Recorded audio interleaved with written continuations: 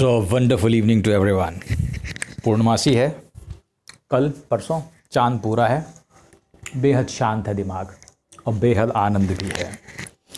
तो आपसे चर्चा करते हैं इस बारे में कि जो आध्यात्मिकता है या रियलिटी है या जो परमेश्वर को जानना है वो एक एफर्टलेस काम है। परमेश्वर को जानना तुम समझ सकते हो, तुम स्वयं नहीं जान सकते, पर तुम प्रयास करने लगते हो। तुम्हारी गलती है कि तुम प्रयास करते हो। मैं तुमसे सच कहता हूं, तुम्हें प्रयास करने की ज़रूरत ही नहीं है उस तरफ, वो स्वतः प्राप्त है। तुम समझ नहीं पाओगे मैं क्या कह रहा हूं। अगर उसे तुम्हें बुलाना होगा तो वो तुम्हें बुला लेगा, और अगर उसे नहीं बुलाना होगा तो वो नहीं बुलाएगा। इसको कुछ ऐसे समझो जैसी तुम्हारी परिस्थिति, जैसे तुम्हारा जन्म जहाँ हुआ उस परिस्थिति से वो तुम्हें आराम से बुला सकता है। अगर चाहे और नहीं चाहे तो भी बुला सकता है। वैसे इससे कोई फ़र्क नहीं पड़ता तुम कहाँ जन्मे हो। वो एक डाकू को भी ज्ञान दे सकता है, वो किसी को भी ज्ञान दे सकता है, वो सूरदास को भी ज्ञान दे सकता है, वो कालिदास को भी ज्ञान दे सकता है।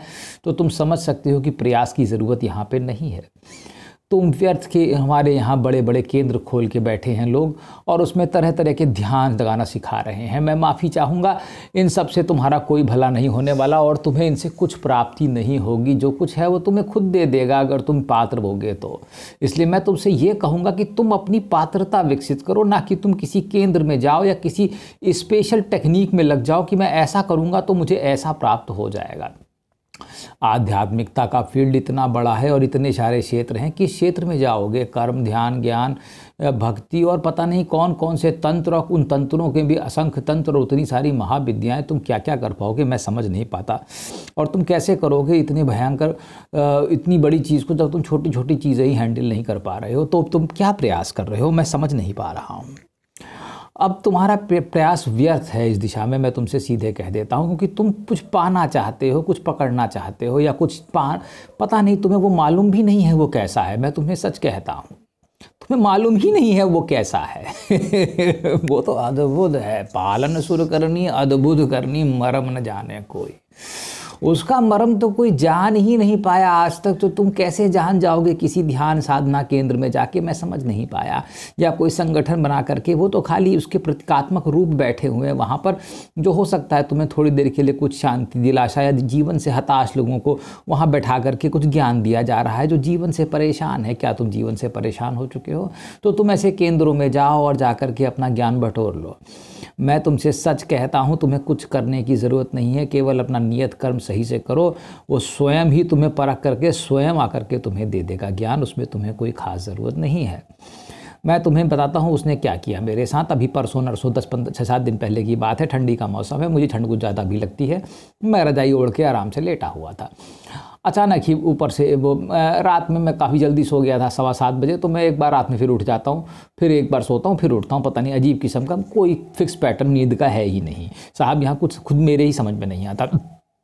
मुझे नहीं मालूम उस समय रात में कितने बज रहे थे। अचानक मैंने ऐसा महसूस किया, कोई मेरी रजाई के ऊपर से एक भड़ाम से आवाज़ आई, बड़ी अजीब किस्म की, कोई भूतिया टाइप की आवाज़। और मैं बताऊं तुमको, उससे थोड़ी देर पहले मैं भगवान को बैठ के परमेश्वर से बातें कर रहा था। मैं परमेश्वर से अक्सर बातें कर लेता हूँ, क्योंकि परमेश्वर मुझे प्रिय हैं और मैं परमेश्वर को प्रिय हूँ।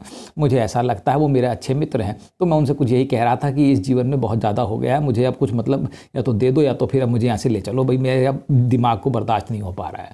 ठीक है, मेरी भी एक कैपेसिटी है भाई, मैं भी एक इंसान नहीं हूँ। यहाँ मैंने बहुत झेल लिया, मैं तुमसे सच कहता हूँ। जितना मैंने झेला उतना तुम नहीं झेल पाओगे, मैं तुमसे सच कह रहा हूँ।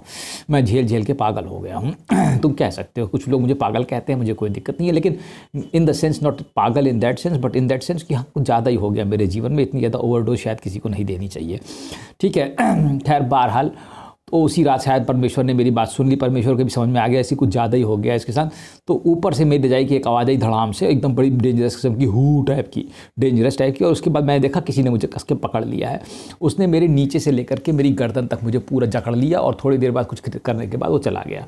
तो इस तरीके से वो खुद तुम्हारे पास आएगा और तुम्हें सब कुछ खुद ही दे देगा। उसने कुछ किया होगा, मुझे नहीं मालूम ये प्रक्रिया कौन सी थी, क्योंकि ऐसी अजीबोगरीब जादुई प्रक्रियाएँ या पैरानॉर्मल एक्टिविटीज़ मेरे साथ होती रहती हैं। मैं तुम्हें काली शक्ति के बारे में, पीली नीली शक्ति के बारे में कई दरवाज़ों के बारे में और पता नहीं क्या क्या बताते रहता हूँ। तुम इसको सबको कोरी गप मानो, क्योंकि तुम समझ ही नहीं पाओगे। इसलिए मैं कहता हूँ कि तुम समझो मत, बस तुम मेरी बात समझो। ये बात समझ लो कि तुम प्रयास मत करो। कई बड़े बड़े योगी वहाँ ध्यान लगाते रहते हैं, और ध्यान में लगाते रहते हैं, और ध्यान लगाते रहते हैं, और पता नहीं कौन सी समाधि में पहुँच जाते हैं, और पता नहीं क्या करते हैं और क्या पाते हैं, ये किसी को मालूम नहीं चला। मैं उन सब योगियों को प्रणाम करता हूँ, लेकिन मैं ये कहता हूँ कि अपना ज्ञान तुम स्वयं ही बना लो, क्योंकि तुम जितना प्राप्त कर सकते हो तुम्हें खुद ही मिल जाएगा। इसको ऐसे समझो, अगर कोई ऐसे परिवार में पैदा हुआ है जहाँ चोर डाकू चक्की दिन भर लूटपाट ही होती रहती है, ऐसे गांव में चला गया जहाँ चोरों का गांव, ऐसे गांव हमारे भारत में भी है, ठीक है, वो चोरी करते हैं, तो वहाँ पे वो क्या आध्यात्मिकता सीखेगा? तो उसके भाग्य में ही ये नहीं लिखा हुआ है, इसे सीधे कहा जा सकता है। लेकिन अगर भगवान चाहेगा तो वहाँ से भी किसी को निकाल सकता है। अब एक आदमी कहीं किसी संत पुरुषों के घर में पैदा हो गया, वो संत है, योगी हैं, और वो अपना आध्यात्मिकता में लगे हैं, तो उसका ग्रोथ जल्दी हो जाएगा। लेकिन ये भी कोई गारंटी नहीं हो सकता वो कोई पुराने कर्म उसके फल बचे हों और वो वहाँ पे उसके जो बचे हुए कर्म होंगे वो उसे डाकू बना दें, इसका कोई भरोसा नहीं है। तो ये इसलिए परमेश्वर की माया अपरंपार है। इसलिए मैं तुमसे फिर से कहूँगा कि कोई विशेष क्रिया प्रक्रिया अपनाने की आवश्यकता इसमें नहीं है। इस क्षेत्र में तुम इसमें अपना दिमाग भी मत लगाओ, मैं जो तुमसे कहता हूँ, क्योंकि इसको बहुत ही स्पेसिफिक लोगों को दिया जाता है, जो सिर्फ वो एक ही दो बहुत हो जाते हैं संसार के लिए, ठीक है। इसलिए तुम आप देख ही सकते हो इतिहास में कितने भगवान आज तक हुए हैं। अगर राम कृष्ण को ले लें, फिर एक जीसस हुए, फिर पैगंबर हुए। एक जीसस ने ही पूरा का पूरा क्रिश्चियनिटी बना दिया, इतना बड़ा। आप समझो कितनी पावर है। एक पैगंबर मोहम्मद ने पूरा का पूरा वो मतलब इस्लाम धर्म को बिल्कुल बदल के रख दिया, बना दिया, समझिए आप, ठीक है। और एक जैसे नानक जी ने पूरा एक सिखिज्म स्टार्ट कर दिया। तो एक ही आदमी तो बहुत होता, कितने हुए फिर कुल मिला के ऐसे आदमी? 4-5 गौतम बुद्ध हुए। बुद्ध ने एक ही आदमी बहुत है ऐसा, तो वो इतने ज़्यादा की ज़रूरत नहीं, तो वो बहुत कम होता है, अरबों में एक है वो, समझे कि नहीं। वो अरबों सालों में एक हो सकता है, ऐसा भी हो सकता है, और वो 5-6 हज़ार साल में एक बार एक अरबों में एक होता है वो। तो उसका हिसाब तुम लगा सकते हो कि तुम्हें उसकी ज़रूरत नहीं है उतने भीड़ ज्ञान को प्राप्त करने की। तुम अपने लेवल को जान लो, अपने में आनंद लो, और जो जीवन में है उसे प्राप्त करने का अगर तुम्हें लगता है तुम्हारे अंदर से कुछ हो रहा है तो वो खुद ही हो जाएगा। वही तो मैं कह रहा हूँ तुमसे, वो खुद ही हो जाएगा। तुम नहीं प्रयास करो, वो खुद तुम्हें प्रयास करवा देगा, ठीक है, क्योंकि तुम कभी कुछ करते ही नहीं हो। और जब तुम कुछ करते ही नहीं हो तो तुम आध्यात्मिक ज्ञान कैसे प्राप्त कर सकते हो? वो भी खुद ही मिल जाएगा। तो जब सब कुछ खुद ही प्राप्त है तो कर्म करने की आवश्यकता उतनी ज़्यादा नहीं रह जाती है। वो कर्म तो तुम्हारी मजबूरी है करना, तुम करोगे ही। फिर मैं तुमसे कहूँगा कि तुम घोंगे जैसे बैठे रहो और देखते रहो, तो तुम्हारी समझ में नहीं आएगा, क्योंकि तुम खाली बैठे नहीं रह सकते, तुम कुछ ना कुछ करोगे, क्योंकि ये तुम्हारा स्वभाव है, ठीक है।